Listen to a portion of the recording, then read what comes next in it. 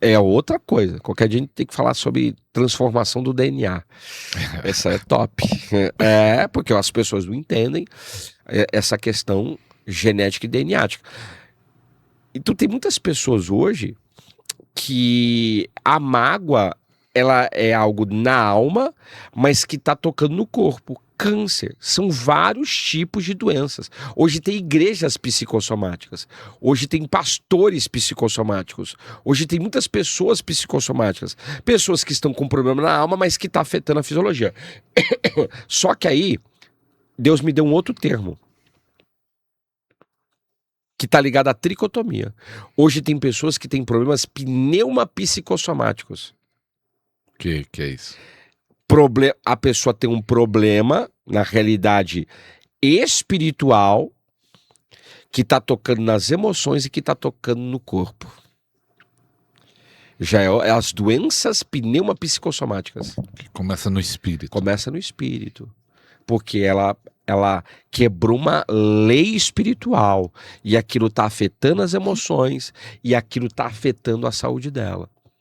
Essa é a verdade. Então, mas dentro do fator fisiológico, existe sim as doenças psicossomáticas. Tem muita gente hoje com problema por causa das emoções que estão desequilibradas. Isso está afetando altamente a saúde da pessoa. E tem vários aí. E é interessante que nesse livro, mostrando de novo para o pessoal de casa, aqui é o livro do pastor Rogério Zaite, um deles, né? Ele tem mais de, acho que 60 publicados, né? Então eu tô vendo uma estante ali cheia, Cura Interior. Até quem quiser adquirir, depois lá no site ele vai falar suas redes sociais. É algo que você já falou agora há pouco, mas até você explicar cura dos traumas emocionais na vida intrauteriana. Então tem pessoas que... Intrauterina. Isso. Tem pessoas que já vêm com problemas emocionais lá quando estava sendo gerado. Né? Você até citou um caso aí parecido. Na realidade é assim, ó. Isso até é bíblico, né? Isso é interessante. Eu sempre uso um texto, tá lá, acho que em Lucas, se não tiver nada, é Mateus ou Lucas, que vai falar sobre o dia que Maria visitou Isabel, esposa de Zacarias. Quando Miriam, mãe de Jesus, fala que ela tá grávida do Messias, o que João Batista faz no ventre da mãe? Salta. Ele pula. A Bíblia diz que ele foi cheio do Espírito Santo. É possível ser cheio do Espírito Santo no ventre da mãe. Olha só, o pessoal não é cheio na fase adulta, mas João Batista já era cheio no ventre. No ventre. Ele pula, ele está cheio do Espírito Santo. Quando Maria fala, significa que o feto ouviu. Ele ouviu o que ela falou. Por quê? Isso é princípio, tá? Primeiro que no judaísmo existe algumas chaves nessa questão de fertilidade no sentido de condição gestacional, um fator gestacional. Eles só contam para as pessoas, a não ser que sejam pessoas muito próximas, depois de 5 meses da gravidez. E o povo no Brasil é tudo ao contrário. Deu uma semana, já tá falando para todo mundo. Grava no story. Grávido e tal. Não, no judaísmo eu acho interessante isso aí. Isso é chave. Só depois de 5 meses. Por quê? É o período que o feto ele já está desenvolvido. E agora ele vai ganhar mais peso. Segundo, existe uma prática que eu acho interessante, que é de tzedaká. Quando a criança está sendo gerada no ventre, né, que ela está, na realidade, o embrião está em desenvolvimento, aí tem a questão gestacional, eles praticam, os pais, ofertas de tzedaká, ofertas que cuidam dos pobres, das viúvas e dos necessitados. E eles dão nome a essa oferta, a oferta em prol do nosso filho, da nossa filha. Isso é muito poderoso. Isso é muito poderoso. Tá? Depois eles fazem uma festa, um banquete, em celebração à chegada daquela criança. Eu pergunto, no Brasil é assim? Não. A criança, a moça descobre que está grávida fora da aliança de casamento. Isso já vai dar um problema, porque vai gerar bastardia. E bastardia é todo filho que foi gerado fora da aliança. Tem 4 tipos de bastardos, tem mais, mas não vou citar aqui. Eu geralmente falo os outros em lives privadas na escola. Mas tem 4 tipos principais: filhos de fornicação, pais solteiros, filhos de incesto, pais de parentela, adultério, pais que já são casados, então é um relacionamento extraconjugal, e abuso, violência. São os 4 tipos. São 4 tipos de filho bastardo: o bastardo de fornicação, de incesto, de adultério e de abuso sexual. Essa criança que é gerada fora, ela vai ter problemas. Ela sofre de situações. Problemas espirituais e emocionais. E muitas vezes até físicos, dependendo. É a pneumosomatia, né? Porque começa a ter problemas. Então, exemplo, a criança que foi gerada fora, a de fornicação, ela vai ter a quebra da lei sexual. Os pais é um telhado na vida dos filhos. E quando esse telhado está esburacado, atinge quem está embaixo, é os filhos. Então, pai e mãe na nossa vida é telhado. Se a cobertura tem brecha, atinge quem está embaixo na brecha que os pais deram. Se é sexual, sexual, financeira, financeira. Se é criminal, é criminal. Então, aquela criança passa a ter problemas naquela área. E aí a gente começa a ver que muitas crianças hoje no Brasil estão sendo geradas fora de uma aliança de casamento. O filho de fornicação, ele não tem tanto agravante, dependendo do caso, porque hoje tem, né? Mas é diferente do filho de adultério e do filho de abuso. Por quê? O filho de adultério, ele é gerado, mas ele vai gerar um transtorno na outra família terrível. É ou não é? É. Eu já vi menina, assim, a filha mesmo do pai, a filha, vamos colocar assim, legítima, lançar praga e maldição na vida da outra criança que o pai gerou fora da aliança. Eu já vi e ouvi isso. O filho de abuso, dentre essas situações, é o que tem mais implicação. Por quê? Olha só, fornicação, incesto e adultério geralmente há consensualidade. Eles querem se relacionar, mesmo que esteja errado, vamos colocar assim, mas há uma consensualidade. O de abuso, não. Então esse filho aqui vai ter muito problema, porque ele é filho de uma violência. Ou essa criança, ela vai ser rebelde ao extremo, ou ela vai ser muito amuada, oprimida, opressa, rejeitada. Então ela vai ter problemas. Para quebrar isso? Calma aí, vamos lá. Então, quando a gente fala de fator gestacional, a maneira que os pais... Aí entra a concepção e entra o fator gestacional. A maneira que... Pastor, eu dou um exemplo. A gente nunca falou de sexualidade, né? Isso é um tema bom pra gente falar. Olha, tem vários poderes. Tem vários. Mas existe sim uma questão sexual. Hoje tem os filhos da tábua. Já viu esse termo? Não. Não? Vou te explicar o que é os filhos da tábua. Aqui em Guarulhos, tá aí na internet, depois vocês pesquisam. Acho que em Guarulhos também, foi em Guarulhos. Teve um caso, ou alguns casos, né, de moça que engravidou. E aí a ginecologista perguntou: quem é o pai da criança? E a menina: é a tábua, doutora. Quem é o pai da criança? A menina: é a tábua, doutora. Tábua. Quem é o pai da criança? A menina: é a tábua, doutora. Quem é o pai da criança? É a tábua, doutora. E a doutora ficou nervosa com a menina. Minha filha, me explica esse negócio. Que tábua é essa? Que negócio de tábua? Não, é que a gente vai no baile funk e lá eles colocam uma tábua em vertical com um buraco. O cara coloca o membro genital dele ali e do outro lado a gente se relaciona sexualmente. Ele tá de um lado e eu tô do outro. E ali eu gerei essa criança. Então a criança nem sabe quem é o cara. Não sabe quem é o cara. Então foi apelidado que é os filhos da tábua. Essa é a geração de hoje. Hoje o problema, e aí é o fator que a gente está falando, é a condição conceptiva. Como que essa criança foi gerada? Estou citando aqui, isso aqui eu tenho numa escola que eu falo de libertação, eu falo sobre o poder da concepção. As pessoas não têm ideias de como muitas crianças foram concebidas. E eu falo isso. Aí entra o fator gestacional. Condição intrauterina. Aquela criança que foi gerada de uma maneira muitas vezes biblicamente pecaminosa. E aí já abandona e rejeição do pai. O pai não quer saber da criança. Já tem a rejeição ao extremo. A criança ela é rejeitada desde o ventre. E olha, lembra que eu falei de João Batista, que ele ouviu que Maria falou sobre o primo dele, né? Fisiologicamente seria primo dele.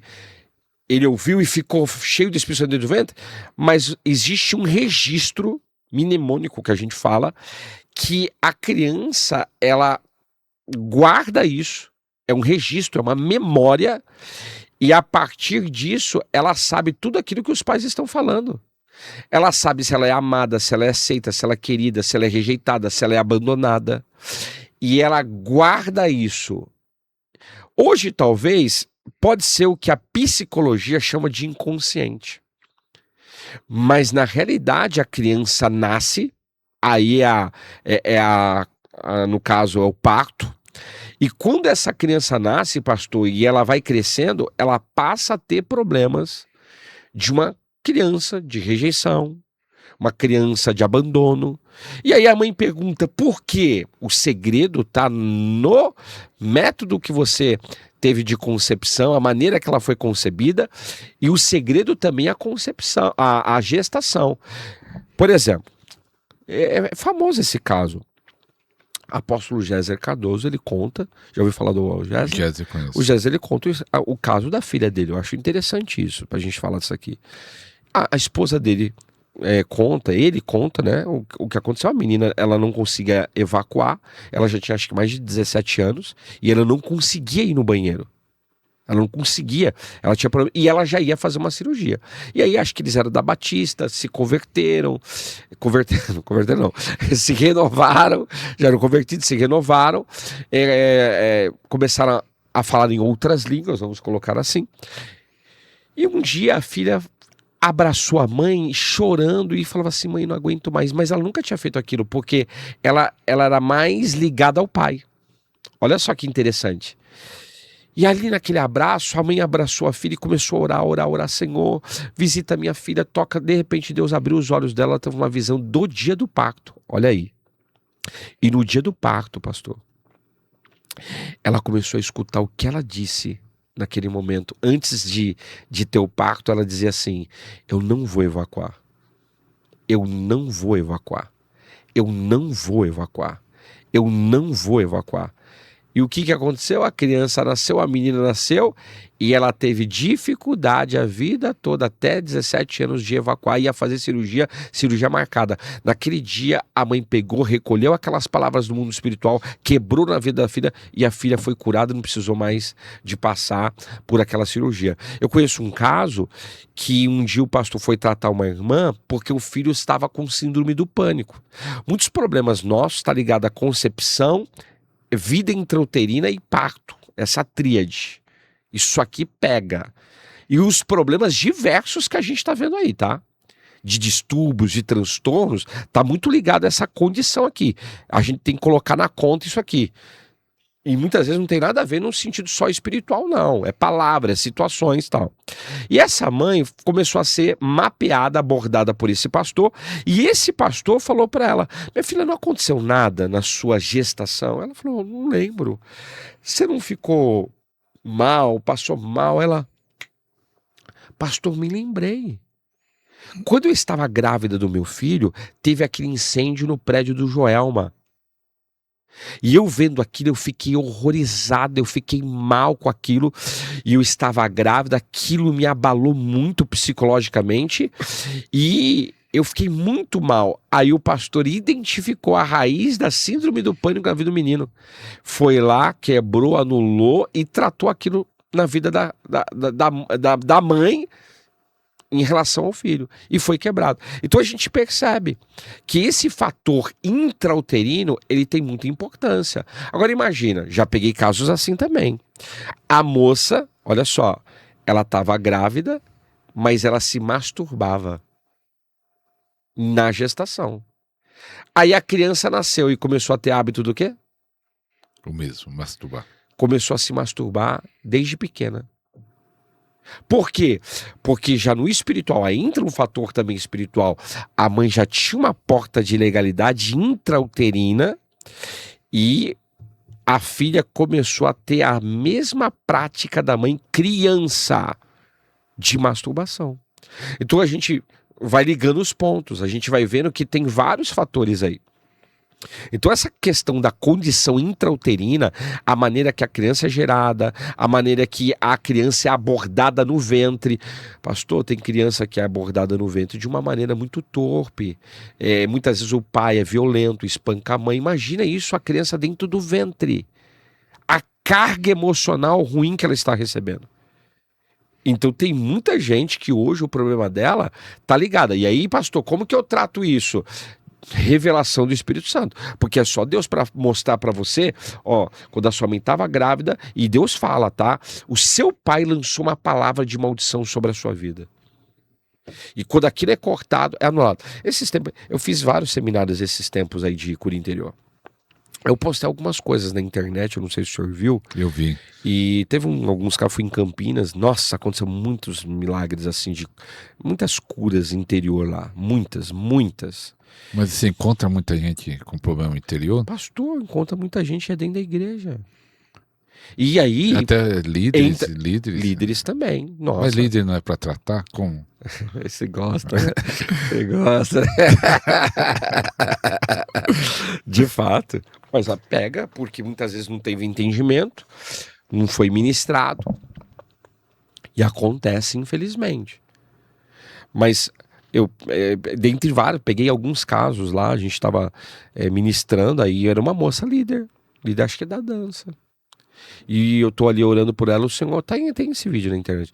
O Senhor falou assim, olha, ela tem um espírito de rejeição, começou no ventre, através da mãe, e tem feitiçaria envolvida, porque a mãe mexia com isso também, e teve pacto de sangue. E eu chamei a pastora e falei assim, vamos fazer uma oferta no espiritual, para anular esse sangue derramado intrauterinamente, quando a mãe estava grávida dele. E eu não sabia, a mãe estava ali do lado. E ouvindo tudo. E aí a gente fez uma oferta, essa oferta foi entregue para a pastora, que era uma autoridade, para romper. Enquanto eu estou falando isso, eu estou ministrando ela ali, aí vê aquela coisa da rejeição, né? Ela começou a gritar, porque era um espírito, na realidade, de rejeição que assolava a vida dela. E aí a mãe estava do lado, a mãe começou a chorar. Aí a pastora é a mãe dela, falou, a senhora teve isso mesmo? Não teve, pastor? Abraça as duas, vamos quebrar isso agora. Nossa, foi maravilhoso. Teve uma moça que ela estava assim no canto, toda séria, e eu só de olho, eu falei, Jesus, me dá a palavra de conhecimento na hora certa. Prepara. E eu só seminário, mas na tarde, pastor, eu senti aquela unção de revelação descendo assim. Eu falei, eita glória. Aí despejei. Aí comecei a falar. Na hora que comecei a falar assim, ela caiu. E começou a gritar. E falava assim, abandonada! Abandonada! Aí eu falei assim, então, ela não é abandonada. Ela é aceita pelo Senhor. Quebrou algo assim, até a fisionomia mudou. Mas teve muitos casos lá, nossa, pastor. Eu tava ruim esse seminário, uma gripe violenta, mas pensa que Deus liberou uma unção. Aqui também. Você vai gravar com o Mário, com a Amanda, né? Você vai gravar com o casal. E interessante, porque... eles vêm aqui nos seminários, eles falam para mim, pastor, a gente trouxe pessoas aí, teve uma moça que a gente trouxe realmente, e ela tava muito problema assim, ela vomitava assim, sabe? Feitiçaria, mas o Senhor trabalhando também na questão emocional. Então a gente pega muitos casos, principalmente de cura interior assim, eu vejo uma unção muito fluente também. Deus trabalhar ali no interior, a pessoa começar a chorar e Deus libertar, a pessoa começar a vomitar e começar a arrancar aquilo emocionalmente e espiritualmente também. Esse vômito é causa de feitiçaria ou emocional também gera vômito? Também é os dois, emocional e espiritual. Muitas vezes tem espíritos ali também de rejeição, de abandono e começa a ser expelido. Porque aquilo ali foi uma autoridade que abriu. Então aquele espírito acompanhou a pessoa. Às vezes não é que a pessoa ela é possessa, mas persegue a pessoa no espiritual, tá ali sempre criando situações, criando problemas para que a pessoa não consiga vingar na vida, não se dê bem. E quando você entra ali no espiritual, porque a gente está falando de poder de Deus, e que toca também no emocional da pessoa e no espiritual daquilo que aconteceu na vida dela, algo é rompido. Eu já peguei muitos casos de orar assim, Deus intervir, mostrar onde que estava a raiz, a gente arrancar, literalmente, pegar na mãozinha assim, puxar, e aquilo sair da pessoa e a pessoa ficar. E aí, sabe o que aconteceu? Mas esse povo recebeu o poder de Deus, pastor, que, nossa, de voar na presença. E algo que alguns eu já ouvi falar, que a cura interior é um processo de anos, mas pode a pessoa receber a cura interior em um dia, em um seminário, em uma palestra, em um culto? O senhor, como mestre de cura divina, o senhor sabe que existe cura que é instantânea e que tem cura que é processual. É ou não é? É. Tem cura, é igual cura divina. Orou, a pessoa foi curada na hora. Tem gente que é um processo aí, não sabemos o porquê, muitas vezes é um mistério de Deus, mas tem cura instantânea, tem cura processual. Na cura interior, tem cura interior que ela é instantânea. Tem cura interior que Deus vai trabalhar com o tempo. E eu acredito que também é muito por causa do entendimento que Deus quer passar para a pessoa. Por quê? O conhecimento é o que mantém a cura interior. O conhecimento é o que traz a cura interior e o conhecimento é o que mantém a cura interior. Assim como é na libertação. Então, quando eu ministro e a gente está ensinando o povo de cura interior e a pessoa está aprendendo e ela sabe que o que aconteceu com ela tem um fator fisiológico, tem um fator emocional, mas muitas vezes também tem um fator espiritual e a gente dá as ferramentas para ela ser curada, tem gente que é curada na hora. Por exemplo, eu ministrei uma vez, a gente estava falando de orfandade paterna e materna, e a orfandade paterna e materna é um dos maiores impedimentos para a pessoa ouvir a voz de Deus. Eu tenho um livro que é Aprendendo a Ouvir a Voz de Deus, que eu falo sobre isso, curando a orfandade paterna e materna para ouvir a voz de Deus. Interessantíssimo isso.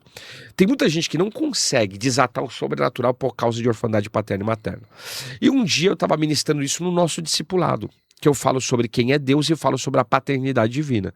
E eu tô ali ministrando, chegou um casal de pastores e a pastora regalou os olhos, porque eu tava falando de paternidade, e ela ficou, vi que ela ficou incomodada, e aí terminou, foi embora, e aí no outro dia ela me ligou. Falou assim, pastor, eu fiquei tão incomodada com aquilo assim, Deus me incomodou tanto porque é o meu problema. Eu não conheço meu pai, eu não sei o que meu pai fez. Meu pai foi embora, abandonou, olha aí o abandono. E eu guardo isso no meu coração, e eu não sei o porquê. Pastora de igreja. Não era para ter sido já curado antes de estar no ministério? É o certo. Mas não aprendeu isso. E eu não estou bem porque meu pai me abandonou, me rejeitou, me sinto rejeitada. Ele foi embora, nunca me falou o porquê. Eu falei assim, irmã, Deus vai visitar. Você está tendo entendimento agora que você tem que liberar perdão. E ela falou que aquela palavra mexeu muito com ela. E aí ela foi pontuando aquilo que tinha sido tratado. Pastor, acho que naquela mesma semana ela me ligou de novo, toda alegre e maravilhada. Eu falei, o que foi, filha? O que aconteceu? Pastor, meu pai me ligou do nada. Falei, sério? Falou, é.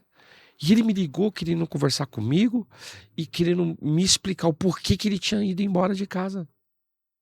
E ele falou o porquê, falou que me amava, pastor. Meu pai falou que me amava, que ele me ama, pastor.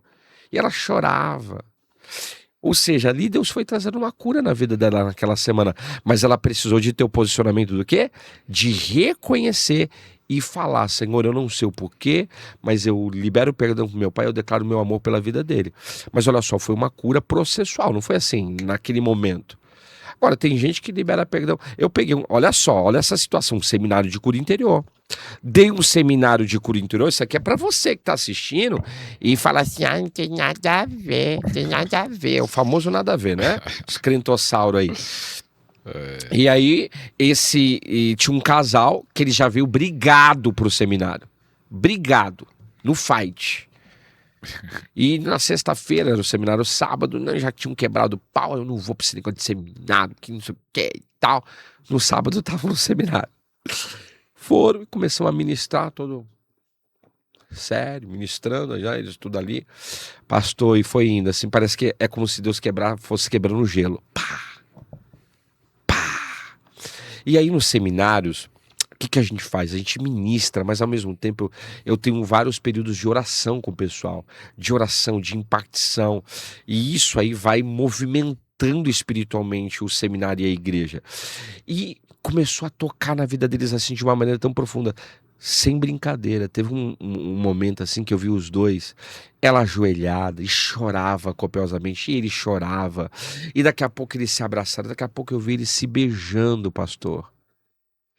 E terminaram o seminário assim, maravilhados com o que tinha acontecido entre eles dois, e pediram perdão, e se perdoaram, e se abraçaram. Isso foi num sábado. Na terça-feira de madrugada, na terça para quarta, ele teve um ataque cardíaco e morreu. Eita. Aí eu perguntei assim, Senhor, por que aconteceu isso? O Senhor falou assim, filho, sabe por quê? Porque eu limpei ele. Eu limpei ele. Porque se tivesse acontecido isso do jeito que estava, ele não teria sido salvo.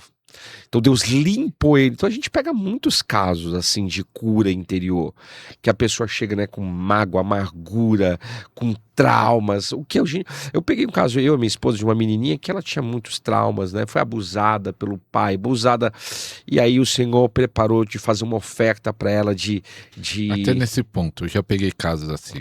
Como a pessoa é curada, pessoas, mulheres que foram abusadas, mulheres ou filhos, mas a maioria é mulheres, pelo próprio pai.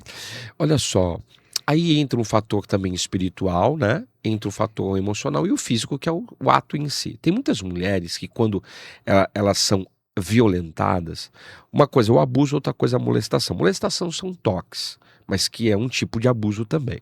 O abuso já tem um fator mais de o ato em si, vamos colocar assim. E o que acontece? Essa menina, ela tinha recebido molestação, tal, abuso, de alguma forma. E a gente começou a ministrar a vida dela. E é difícil, porque você ministra, às vezes, adolescentes, já pegamos vários casos assim, que você também, você fica assim, meu Deus, eu não posso erotizar aquela criança, que é uma criança, às vezes. Criança. Mas a gente precisa ministrar aquilo. Começamos pelos pais. Toda pessoa que a gente pega abuso, a gente começa a ministração pelos pais. Porque lembra que eu falei do telhado? Pais é teto. Mas os pais presentes? Muitas vezes. Dependendo Mas se do os caso, pais não são crentes? aí é outra história. Aí eu vou ter que tratar com a criança. Mas quando os pais são crentes e teve aquela agravante, eu começo tratando os pais. Porque eles é a cobertura. Se eu restaurar o telhado deles, quem está embaixo? Os filhos. Vão receber cobertura. E às vezes os pais, infelizmente, eu tenho que falar isso aqui, né? Não se ofenda, pelo contrário, eu estou ensinando. Mas muitas vezes os filhos tiveram esses problemas por causa de brechas que os pais também deram. Entende? Principalmente quando o pai vai embora. O pai vai embora, a menina fica fragilizada. E aí não tem o pai ali que é o... Não, mas no caso do próprio pai abusar. Então, quando o pai abusa, já é um outro fator. Já peguei também. Ixi. Já peguei o caso de uma moça que era prostituta, ex-prostituta, que ela falou pra mim, pastor, meu pai abusou de mim. E quando meu pai abusou, eu falei assim, vou me tornar prostituta, porque se meu próprio pai fez isso comigo, nenhum homem, o que ele fizer, vai me ofender. Porque o meu pai fez isso. Então, quando a gente tem um pai que faz isso, precisa começar a se tratar. Como? Chamar a mãe, chamar, no caso, às vezes o pai não vai estar, né? Dificilmente. E se estiver, vai ter toda a situação, mas vai ter que chamar principalmente a mãe, até porque se tiver, aí assim, tem aquela família que é acoberta, a mãe é acoberta, e tem a família que expõe. Se expor, ele vai, geralmente, isso vai para onde? Um fator jurídico. Jurídico, é ou não é? Que abuso, estamos falando de uma coisa grave. Tem que ser tratado isso aí, juridicamente, não tem como.